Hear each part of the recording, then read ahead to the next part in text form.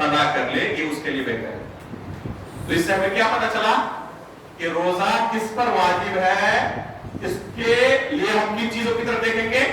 5 چیزوں کی طرف۔ توحید ہے یا نہیں ہے، وہ عقل مند ہے یا نہیں ہے، بلوغت کی عمر کو پہنچا ہے نہیں پہنچا ہے، صحت مند ہے یا مریض ہے، اور مقیم ہے یا مسافر ہے۔ یہ 5 چیزیں۔ اب آئے جاننے کی کوشش کرتے ہیں کہ کن چیزوں سے روزہ ٹوٹ جاتا ہے۔ جن چیزوں سے روزہ ٹوٹتا ہے شریعت کے اندر بہت واضح چیزیں ہیں۔ واضح چیزیں کہنے کا معنی یہ ہے، مقصد یہ ہے کہ یہ شک و شبہ والی چیز نہیں ہے کہ آپ کو احتیاطاً بعد میں اس روزے کی قضا کرنی پڑے۔ بعض لوگوں کے یہاں وسوسے کی بیماری عجیب و غریب طرح کی ہوتی ہے۔ احتیاط کے طور پر روزہ رکھتے، پتہ نہیں ہو سکتا کہ 2-4 روزے فاصل ہو چکے ہوں، ہمیں پتہ نہ ہو، اس لیے چلو احتیاط کے طور پر 2-4 روزے بعد میں رکھ لیتے ہیں۔ اس طرح کے احتیاط کی کوئی گنجائش ہماری شریعت میں نہیں ہے۔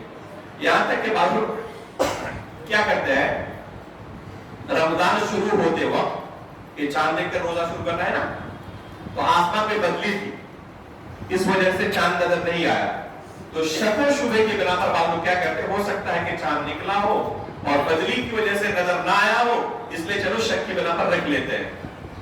اگر رمضان کا ہوگا تو مل جائے گا، رمضان کا نہیں ہوگا تو نقلی روزہ تو ملے گا، اس لیے احتیاط کے طور پر اس طرح لوگ کیا کرتے ہیں، روزہ رکھ لیتے ہیں۔ یہ جائز نہیں بلکہ حرام ہے۔ یہ شک کے دن کا روزہ رکھنا، کہ شاید کہ رمضان مہینہ شروع ہو چکا ہو، چاند نظر آ چکا ہو، اس طرح شک کے بنا پر روزہ رکھنا حرام ہے، جائز نہیں ہے۔ اللہ کے رسول نے منع کیا اس طرح شک کے دن کا روزہ رکھنے سے۔ احتیاط کی گنجائش عموماً نہیں پڑتی، ضرورت نہیں پڑتی، لیکن اس سے پہلے جاننے کی ضرورت ہے کہ کن چیزوں سے روزہ ٹوٹتا ہے۔ ہم نے حج کے موقع پر دیکھا ہے، مکے میں ہمارے ہندوستانی حاجیوں کو بہت زیادہ دیکھا ہے، یعنی معمولی تعداد میں نہیں، بہت زیادہ۔ ہمارے ملک کے حاجی کیا کرتے ہیں، جب حج ختم ہو جاتا ہے تو بعد میں دم دیتے ہیں، 1 دم 2 دم 3 دم۔ دم دینے کا معنی یہ ہے کہ ایک جانور ذبح کرتے ہیں، اس کو دم دینا کہتے ہیں، دم یعنی خون۔ تو ایک جانور ذبح کرتے ہیں، کس بنا پر ان کو پوچھا جائے کہ آپ کو دم دے رہے ہیں، یہاں تک کہ بعض لوگ 10-10 دم دیتے ہیں۔ پوچھا جائے کیوں، کہتے ہو سکتا ہے کہ حج میں کوئی چیز کہیں پر غلطی ہو گئی ہو، کوئی کمی رہ گئی ہو، تو یہ دم سے پورا ہو جائے گا۔ اللہ کے بندے، جن چیزوں کی وجہ سے دم واجب ہوتا ہے وہ شک و شبہ والی چیز نہیں ہے، وہ یقین والی چیزیں ہیں۔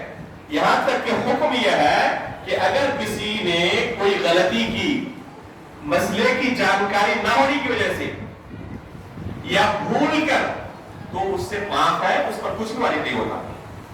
مثلا کسی کو علم نہیں تھا کہ سر ڈھانپنا احرام کی حالت میں بنا ہے، اور اس نے سر ڈھانپ لیا، یا یاد نہیں تھا، سردی لگ رہی تھی ڈھانپ لیا، فوراً یاد آیا کہ نہیں میں احرام کی حالت میں ہوں، پھر اتار دیا، اس پر کچھ واجب نہیں ہے، یہ شریعت کی طرف سے معاف کر دیا گیا ہے۔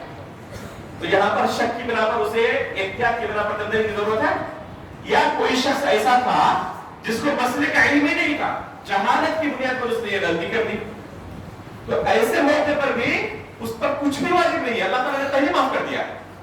تو جن چیزوں سے دم واجب ہوتا ہے وہ یقینی چیزیں ہیں، شک کی بنا پر کوئی گنجائش ہی نہیں بچتی۔ اسی طرح رمضان کے روزے کا مسئلہ ہے کہ جن چیزوں سے روزہ ٹوٹ جاتا ہے وہ یقینی چیزیں ہیں، شک والی چیزیں ہیں ہی نہیں۔ یہاں تک کہ اگر کوئی بھول کر